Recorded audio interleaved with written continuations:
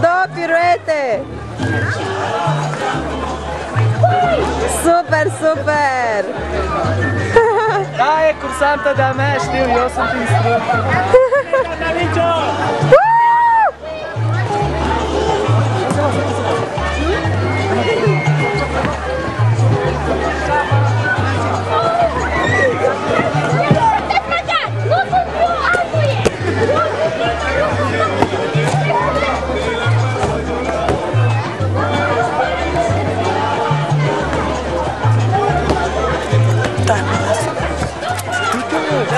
Voi puteți să faceți așa? Raportăm în direct, doamnelor și domnilor, de la locul acțiunii. După cum vedeți, noua parteneră a lui Cătălin, ca să poată să descurce cu ea. Olivia? Olivia, ne pare rău pentru tine, Cătălin a ales-o pe ea. Ia uite ce ușor e să o care, la cât a slăbit în ultima vreme. Deci trebuie să vă spun, este senzațional să-i privești pe acești doi oameni dansând împreună. Este o trăire atât de intensă și de pasională. Se va naște o nouă poveste de dragoste, probabil. Doamnelor și domnilor, fără mai multe cuvinte, Cătălin și... cum o cheamă? Cătălin, cum o cheamă pe noua ta parteneră? Da.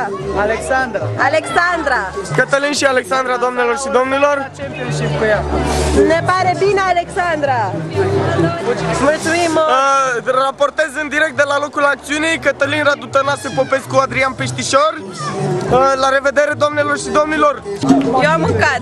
Se vede? Ce-ai mâncat, Ana? Nu fi nesimțit. Ce să mănânc? Am mâncat criptură, am mâncat mici. Deci termină cu burta asta, că-s complexată. Nu e complexată.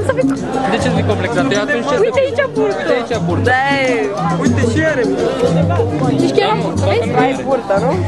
Când o umflă are. Eu am mai mare. Ce-i burtă?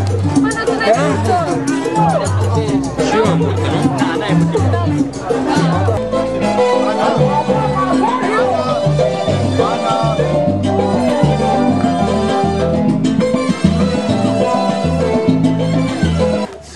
Băieții vin cu mine, aici, aici, toți băieții, Raluca și tu! Toți băieții vin cu mine. Sunteți? 1, 2, 3, 4, 5, 6, 7. Și acum fugiți repede și vă alegeți partenera! Repede! Repede! Gata?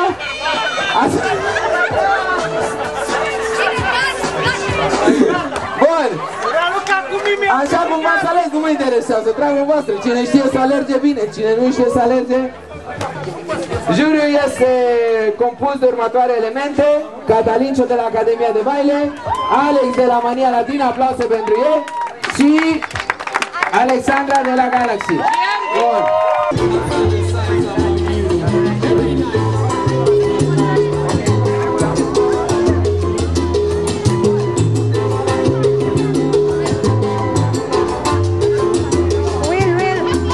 Puteți să-mi acordați un interviu, vă rog frumos? Da, vreau să spun că sunt foarte bucuros pentru că e atât de multă lume aici și văd că toți se distrează. Chit că am avut o grămadă de probleme, n-avem, s-a stricat muzica, s-au făcut grupurile mai mari decât trebuia, dar până la urmă cred că lumea se distrează și asta e cel mai important. Super!